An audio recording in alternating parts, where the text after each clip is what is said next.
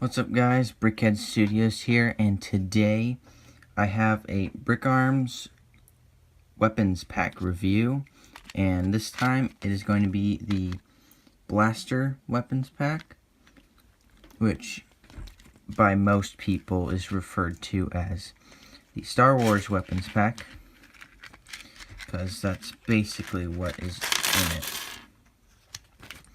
So here are all the weapons that you get in it, and it also comes with some weapon accessories, and also it comes with this nice little card, which is that, and on the back it shows you all the weapons that are available in the pack. So let's get into each weapon. Alright, first up we have the DL-44, otherwise known as Han Solo's pistol, and it's pretty well detailed for it. By it itself, most of these weapons go for about almost $2, so getting this pack is probably the cheapest way to get all the weapons in the series. Next up is the EE-3, which is also known as Boba Fett's blaster. And this one, I'm not sure what to think of it. It's good, but I don't really like this part underneath the arm right here. Kind of sticks out a lot, but it's not a bad blaster. Definitely worth getting if you want to make a custom Boba Fett. So next is the CA-87 Shock Blaster from the Star Wars Battlefront game, which a lot of these weapons are from. And this one's not too bad. It's held in a little of an awkward position with the type of weapon it is, but yeah, it does look a bit awkward by itself, but it comes out well for what it's supposed to be and represents the weapon well. Next up is the NN-14, which is pretty much just raised blaster. This one's painted in a silver color, which all other weapons are in a black. I'm sorry, it's not painted, it's molded. None of these are painted weapons, they're all specially molded. This one's alright for a smaller pistol. This one does kind of run expensive. In black, at least, it does for the size of it. But it's not bad. For a pistol, I'd have to say the DL-44 is better than this one, but that's my opinion, of course. Next is a large blaster, the DC-15, and this one is the main rifle for the clone troopers, and it comes out pretty good. I like all the detail they put into it. The only problem with it is that it is a little awkward, as you can see, but there is another clone blaster which does fit, I feel fits better with minifigure scale, and I'll get to that one next, but still a good gun, I think. This one is called the DC-15-5 or the DC-15-155. I'm not sure exactly which one is the right one, but it's basically the smaller blaster rifle for the clone soldiers, which, as you can see, does fit a little bit better to scale. Now, I mean, this weapon does go by a couple different names, but I always thought of it as a DC-15P for DC-15 blaster pistol, but in this case it is a rifle, so good to know. Alright, next up we have the E11. This one's the E11. This one is the main blaster for stormtroopers, and to scale it fits very well. It's very good detail on it, and it is very massable for stormtrooper figures, so this is probably one of the more popular ones Brickarms does sell. So that is good to know, I guess. So if they come out, Lego comes out with any more battle packs in the future, this one is always the go-to blaster. Alright, here is the T21, not to be confused with the T21B. This one is a heavy blaster, which can be used mostly for the Imperials. A lot of Imperials use this one, but I've also seen it used by Rebels, so this one could go either way, but definitely Galactic Civil War era blaster. Comes with, this is actually 3 separate pieces. The front part of the blaster is one piece, and the scope is another piece. The pack recommends that you can glue on the scopes, but I personally don't feel it's necessary because the scopes go on just fine.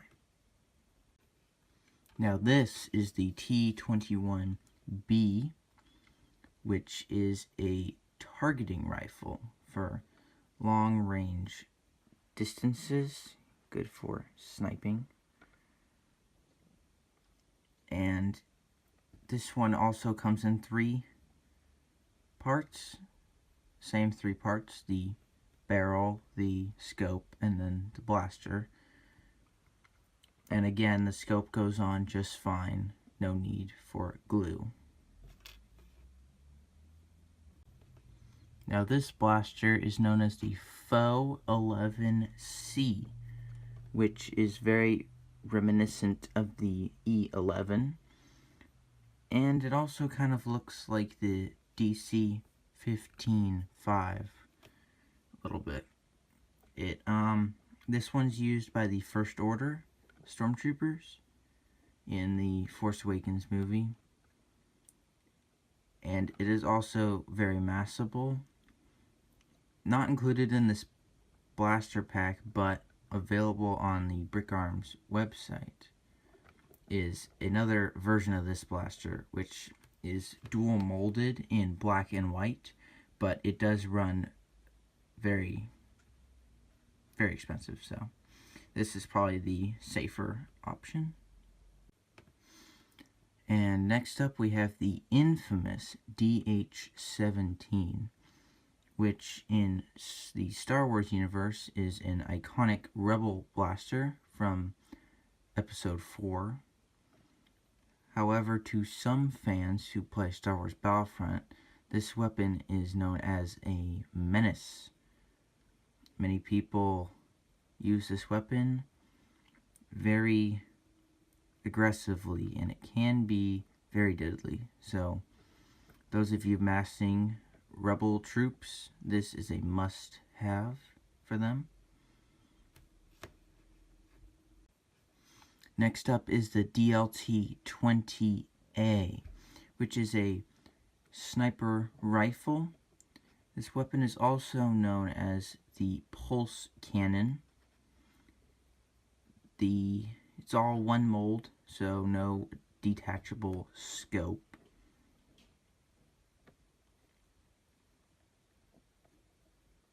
And it does have a lot of good detail on the barrel.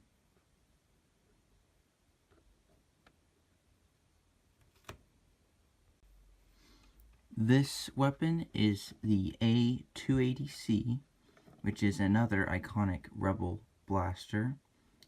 Very ideal when massing Rebel troops in Lego. This one has another version of it in the blaster pack, which is very similar, but there are few differences. This one is the smaller of the two, and preferably is the one you would want to mass. Now this one is the A295, which is very similar to the one I just showed, and the only difference is that it is longer with a larger scope and a kind of a suppressor on the end, but in Star Wars there aren't really suppressors, so it's just an attachment for the barrel. But it is a very cool blaster, worth getting.